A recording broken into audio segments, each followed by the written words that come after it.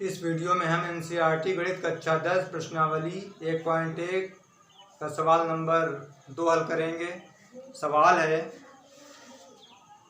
दर्शाइए कि कोई भी धनात्मक विषम पूर्णांक 6q+1 या 6q+3 या 6q+5 के रूप का होता है जहाँ q कोई पूर्णांक है। तो इसको हल करने के लिए सबसे पहले धनात्मक विषम पूर्णांक a मान लिया जाएगा। माना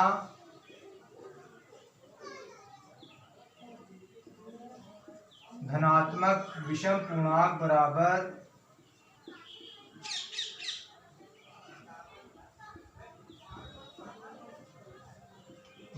a।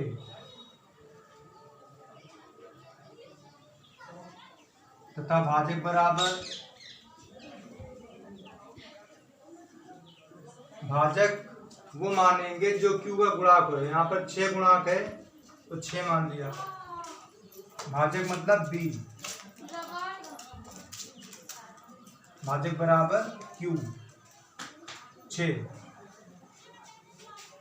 उसके बाद शेषफल,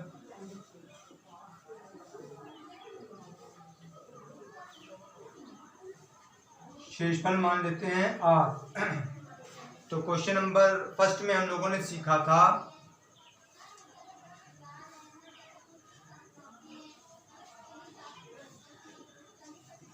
यूक्लिड विभाजन प्रमेय का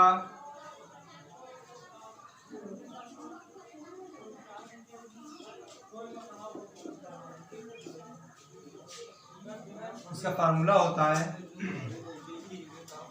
a बराबर BQ+R।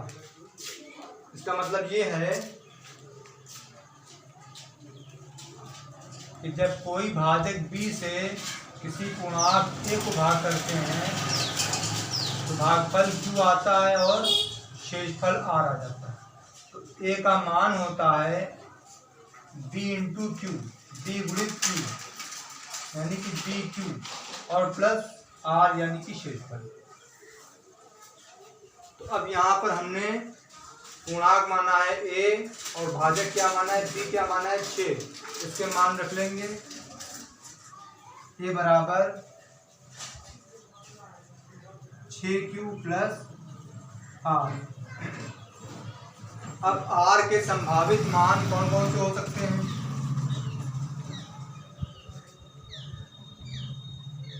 r के संभावित मान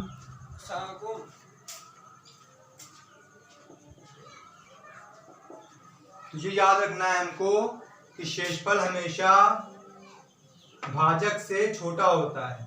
तो यहाँ पर भाजक हमारा कितना है, 6 है। तो शेषफल जो भी आएगा वो या तो 0 होएगा या 1 होएगा, 2 होएगा, 3 होएगा, 4 होएगा, 5 हो सकता है।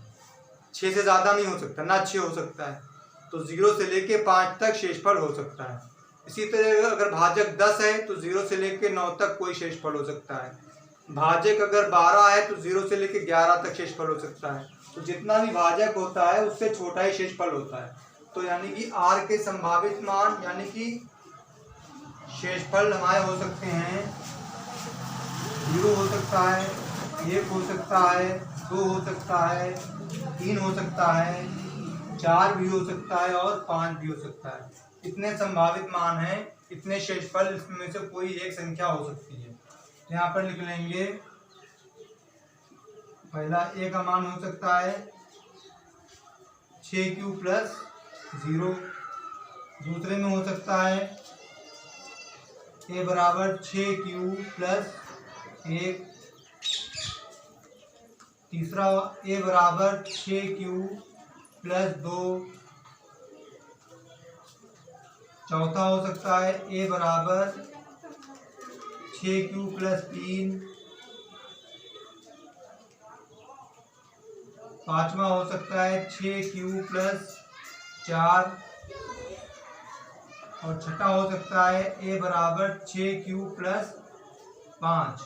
तो ये मान हो सकते हैं 6q+0, 6q+1, 6q+2, 6q+3, 6q+4, 6q+5। तो अब इसमें से ये हमें छांटना है कि कौन कौन से मान जो हैं वो 2 से विभाजित हो रहे हैं।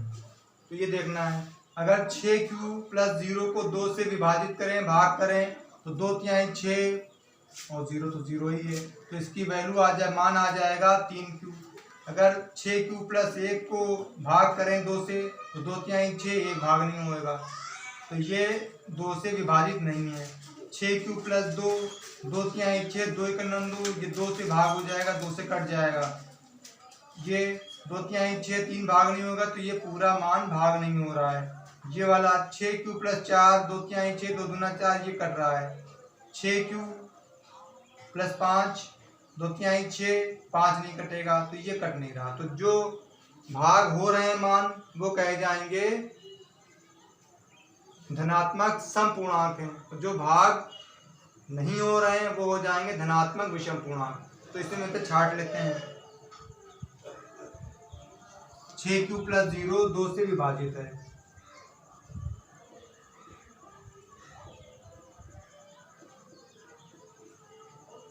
6q प्लस 1 2 से विभाजित नहीं हो रहा ये।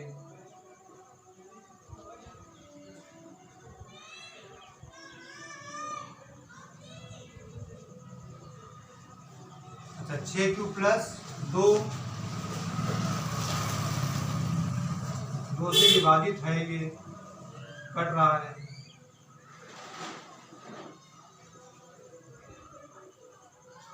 6q प्लस 3, ये 2 से विभाजित नहीं हो रहा है, इसमें 3 है लास्ट में।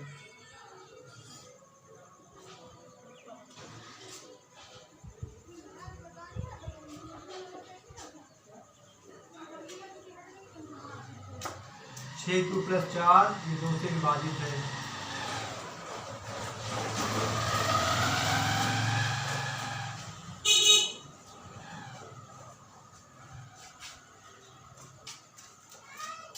छः क्यू प्लस 5 2 से विभाजित नहीं है।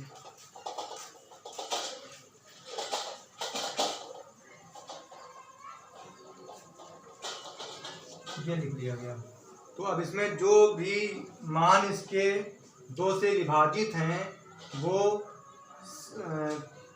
धनात्मक सम पूर्णांक हैं, जो 2 से विभाजित नहीं हो रहे हैं वो धनात्मक विषम पूर्णांक हैं।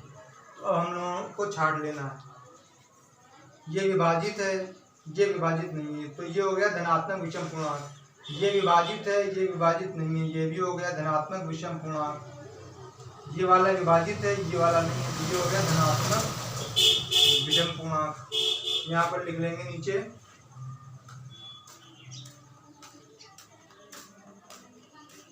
6q plus 0, 6q plus 2, 6q plus 4 2 से विभाजित हैं।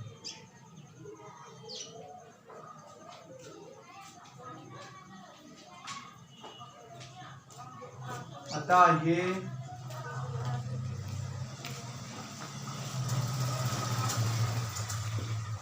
धनात्मक समपूर्णांक है।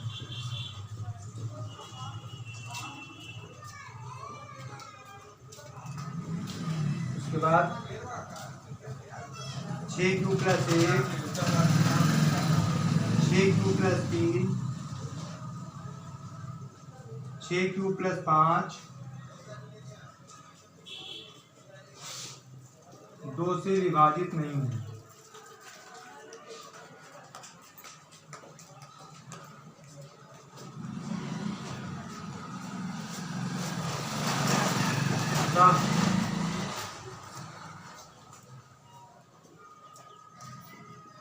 ये धनात्मक विषम पूर्णांक है।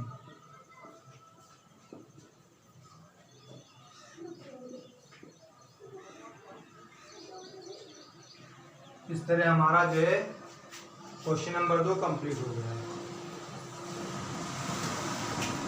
कोई बात अगर समझ में नहीं आई है तो कमेंट्स बॉक्स में उसको पूछ सकते हैं।